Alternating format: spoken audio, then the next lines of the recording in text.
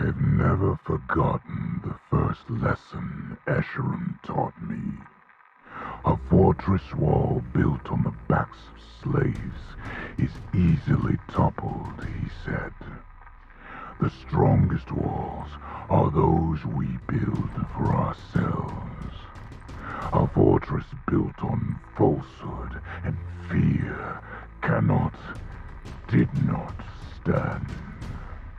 The fall of the Covenant would eventually prove him right. Reaching for the stars on our own strength alone, the brutes were once proud and stood at the precipice of unbridled expansion. We brutes once stood on our own, but our proud heritage would soon give way to subjugation, a forfeiture of our own destiny. The Covenant called it loyalty, but I knew what it was. But with no direction of our own, and no appreciation of our past, we made ourselves weak, concerned more with tribes than with triumph. So much untapped potential, wasted on constant civil war. Empty vessels, ready to be filled with the prophet's promises.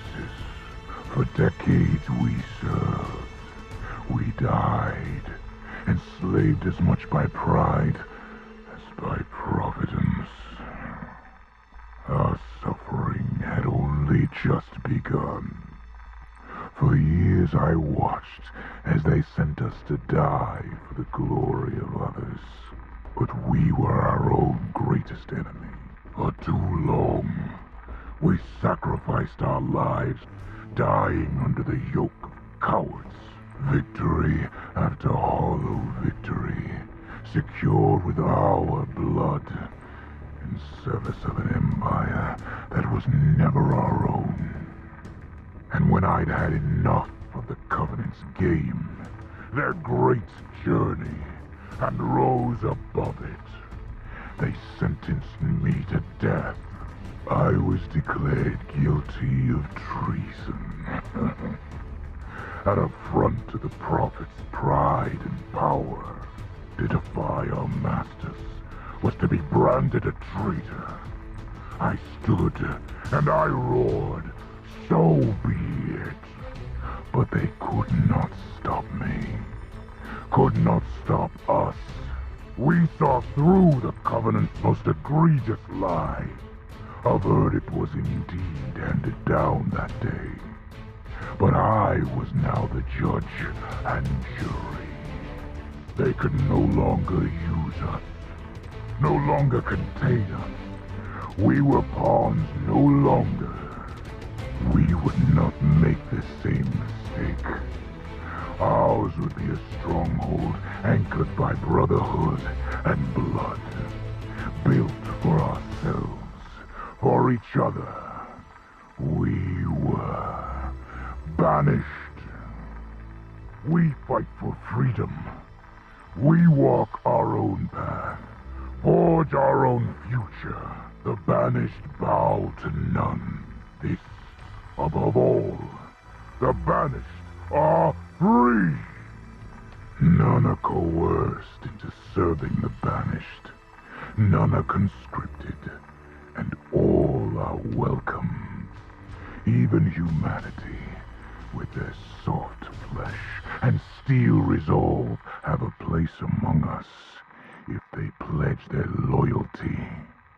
Armed with a just cause, a righteous fury, and so we embark on a reclamation all our own. United by a sacred pursuit of self-determination, we make common cause with all those once shackled by lies.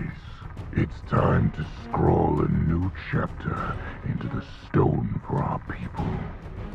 It's time for us to speak and the galaxy to listen. And with these powerful allies, we will ensure an everlasting freedom. The apparition has destroyed our home, Doisac was taken from us. Extending beyond Doisac's skies, we made its moons our own. We must find our way again, and we will find it together. We will stride forward, unshackled, unbroken, unyielding. Never again will we mourn so great a loss, and therefore we must claim another home. As repayment, we claim this ancient ring, and all the power it possesses.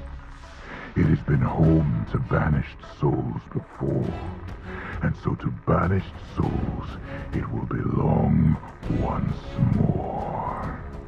Our place is here. Our time is now. There was much I learned in my time on the Ark. Knowledge that ultimately led me here. Whispers and secrets that reveal just how much we still have to learn. There is still much to understand about this galaxy and its history, and I will ensure that our people have their own immortal place in it. We do not seek to rule or enslave, but to survive, to thrive, to endure. We will learn from those who have done so